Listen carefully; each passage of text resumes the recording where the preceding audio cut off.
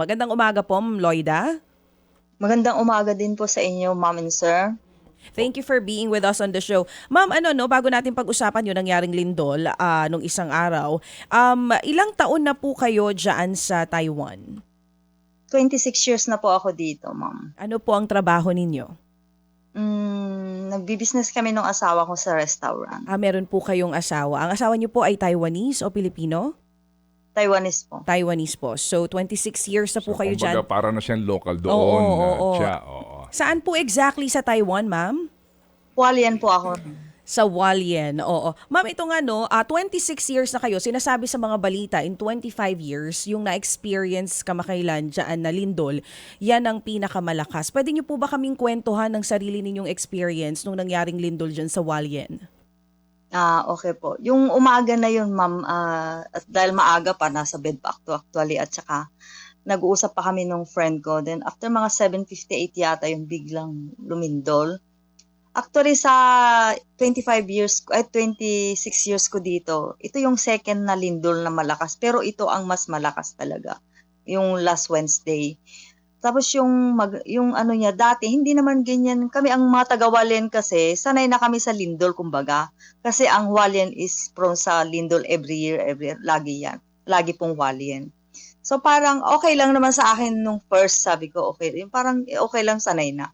Tapos nung biglang lumindol ng iba yung ano niya, yung lakas niya, yung tsaka yung marinig ko yung parang iba ang tunog talaga nung lindol, tapos ang tagal. Sabi ko parang ang tagal talaga, siguro mga 1 to 2 minutes, mga ganyan. Kaya nabahala ako that time, so nagulat talaga ako. So kinabahan ako, sabi ko, bakit naman ang tagal nito? So yun, nagkanda kung ano-ano naririnig na sa labas, dati hindi naman. So natakot ako. For the 26 years ko dito, natakot talaga ako yung lindol na yan. Ang galaw, ma'am, up and down, Maliban doon nga sa swaying na left and right, up and down po, naramdaman nyo?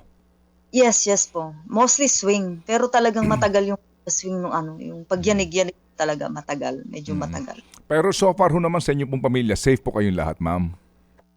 Safe naman po mga karamihan dito. Yung building na nag-collapse po, sir, actually malapit po kami doon. Walking distance lang namin yun. Pero sa inyo po naman dyan, ma'am, sa inyo pong mismong tinitirhan, wala pong, kamusta po ang sitwasyon ng inyong building? Okay naman po, kasi duplex kami. Medyo okay wala naman na dito sa place namin. Okay naman, walang na-crack or what. Oo. Dito namin. Opo. Safe. Opo. Diyan ho ba, ma'am, sa inyo? Kasi kung kayo po ay 26 years na dyan at prone nga sa lindol ang Taiwan, yung uri ng konstruksyon ng inyong mga building. Kasi po, di ho ba't kung ganyan nga kalakas at matagal po yung pagyanig, hindi ho nakapagtataka na mayroong bibigay na parte ng inyong bahay. Ano ho ba ang panuntunan dyan kung alam po ninyo sa mga building? Sa mga building po, yung mga old building kasi yung sir, is parang considered na old building na. Kasi yung mga new buildings ngayon kasi magandang yung merong mga di ba prone area ang Hualien. Sa ngayon, construction karamihan sa mga building, meron silang mga earthquake proof na ginagawa sa mga pag nag-aano sila ng building. Pero maganda yung construction ng mga bahay dito matitibay. Pero yung kahapon, ayun nung Wednesday na lindol, talagang isipin mong talagang may magkukulaps na building. Opo.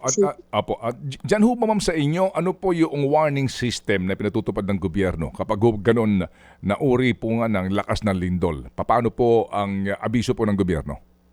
Meron sa mga cellphone po, nag-a-alert sila always. Pag yung halimbawa merong mga ganyan na naririnig, may mga natural disaster na ganyan.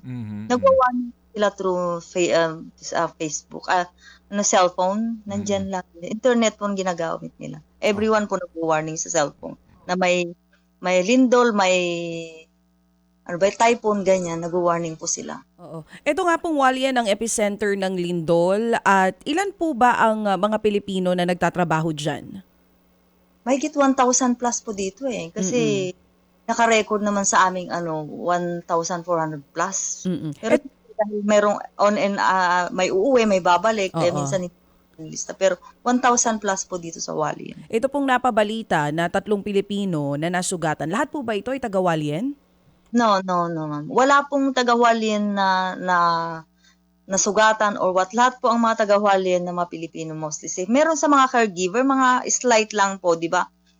Kasi ang Hualien po is mostly in Marlboro Factory kami dito. Oo. So parang Kaya- karamihan po sa trabaho ng mga kapatid natin dyan na Pilipino ay sa factory. Yes, yes po, ma'am. Oo. So ito pong tinutukoy na 3 nasugatan, hindi po lahat ito taga Hualien. Wala po dito sa Hualien. Oo. Sa Taipei or Lingko, part ng Taipei, Taoyuan, mga ganyan. Oh, Pero but- dito, yan wala po. Oo. But so far, dyan nga po, safe ang mga Pilipino na nagtatrabaho. Yes, yes po, ma'am. Mm-mm. Pero dun po sa, kung may balita kayo, ma'am, dun po sa 3 nasugatan, meron daw kasing isa na naiwan pa sa ospital at under observation pa ngayon. May balita po ba kayo dun? Wala naman, ang sabi nila stable naman na po, pero hindi pa siya lumabas, pero hindi siya critical. Okay din po. Na siyang i-discharge. Oo. May nag-reach out na po ba sa inyo from local officials, sina Sir Silvestre Bello, tungkol doon sa tulong na kakailanganin kung sakali man yung mga Filipino po natin, community dyan? Yes, ma'am. Actually, ngayon sana meron kaming meeting ng 3:30 ng hapon. Pero kasi po ang Hualien medyo malayo sa Taipei by train. So medyo at saka mahirap bumili ng ticket papunta kasi kahapon lang sila nag-reach out sa akin na may meeting. Pero no time po na naglindol, tumawag po sa akin si Cesar Chavez ng DMW po. At always naman po yan pag yung may mga ganito na disaster o sakuna o ano man po, lagi pong nagre-reach out ang MECO. Kasi ang Philcom Hualien at saka yung MECO Taipei, nagko-connect po kami. Pag ganyan man kami ko-confirm kung okay kayo. Lagi naman silang tumawag sa amin. Opo, so kumbaga ho mainam po ang komunikasyon ninyo kayo mga Filipino diyan sa Taiwan sa panahon po ng anuman po mga pangangailangan o kalamidad, ma'am. Yes po, yes po. Always po naman yan. Ay, Yung mga salamat po. Opo, at dito po sa malakas na lindol, wala pong interruption sa komunikasyon diyan sa inyo? So far po wala naman po. Oo. Okay naman. So mahusay din po ang inyo pong Mabilis, communication maaga. system kasi walang interruption sa cellphone at maging sa internet. Yes, wala po. May naman ganda pa nila dito sa Taiwan. Opo. Sige po. So, ma'am, sa ngayon, kumusta po ang aftershock, ma'am? Yan nga po nung Wednesday, yung araw ng lindol na yon, talagang nakakatakot din po kasi every now and then nag-aftershock. And I heard nasa 100 plus yung aftershock that day kasi mayat maya nayayanig Kaya yung government po ng Hualien that day, pinatigil po lahat ang mga yung sa office, school, pinatigil. Kaya ano naman po nakakatakot talaga. Then yesterday meron din aftershock pa konti-konti. Oo. Kagabi po yung last na na-feel ko na nag-aftershock kasi nasa labas po kami that time nagtitingin. May 5.1 sabi nila pero hindi kasi medyo nasa bundok-bundok kami kaya medyo hindi ko naramdaman pero may aftershock pa rin kagabi. Opo. Ang trabaho po dyan ng ating mga kababayan Pilipino manggagawa, tuloy na ho ngayong araw na ito ng Friday, ma'am. Actually po kahapon hanggang holiday po kasi dito, long holiday kumbaga day. Thursday hanggang Sunday dahil regular ang Thursday, Friday, holiday po yun. Pero may mga factory na nagtatrabaho kahit kahapon, meron din holiday hanggang ngayon. Opo. Normal ba kumbaga yung mga amo? Opo. Pinapalit basag-basag na mga...